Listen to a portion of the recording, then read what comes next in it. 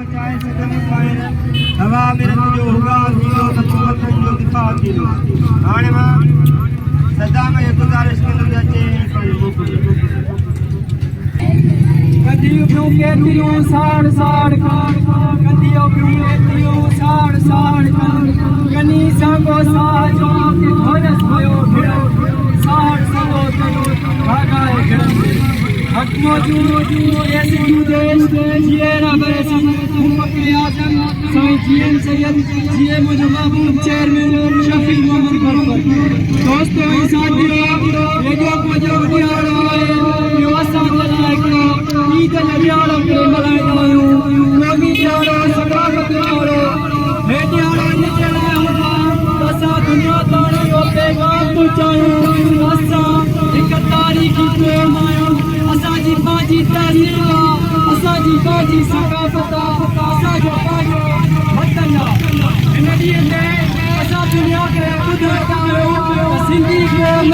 और मुतहद आहे सिंधी क़ौम हिकु आहे पर अफ़सोस इहो चङो थो वए काफ़ी दोस्तनि इहो इनकार करे छॾियो असां पाण सां वॾे में शामिल कोन थियासीं आज़ादी वारो ज़िंदगी तमामु घणो आहे सियासत कंदा आहियूं त मां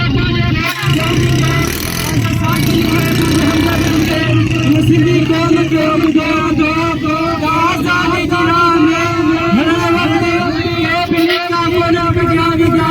के बि दायरा कोन उठाया वेंदा सिंध जी आज़ादी जे लाइ अगरि तव्हां लीका कढिया आहिनि असां उहे लीका लताड़े ॾींदा पंहिंजे बदन ते कफ़न सजाए निकिता आहियूं असां दुनिया खे इहो पैगाम ॾींदा चाहियूं त जेका सिंधी क़ौम तारीख़ी क़ौम आहे जंहिं वटि पंहिंजी सकाफ़त पंहिंजी सुञाण पंहिंजी ॿोली पंहिंजी तहज़ीब ज़िंदा आहे उन क़ौम खे पाकिस्तान जे अंदरि पंजाब ज़बरदस्ती ग़ुलाम बणायो वेठो ऐं असां इहो चिटो वारी चवंदा त बाबा असां हिन पाकिस्तान में पंजाब जे कब्ज़े हेठि कॾहिं बि क़बूल कोन था कयूं ऐं असां पंहिंजे हक़नि जी पंहिंजे नंगनि जी पंहिंजे डंगे जी हिफ़ाज़त करणु ख़ूब ॼाणूं था इन जे लाइ अगरि असांखे पंहिंजे सिरनि जा नज़राना ॾियणा पिया त उहे बि ॾींदासीं जंहिं ॾींहं खां असां GS मुद्दा नमाज़ में जॉइन कयो उन ॾींहुं असांजो वचन खणे छॾियो इहो वाइदो करे छॾियो हा असां पंहिंजे सिरनि सां कफ़न ॿधी निकिता आहियूं हा असां तसलसल आहियूं शहीद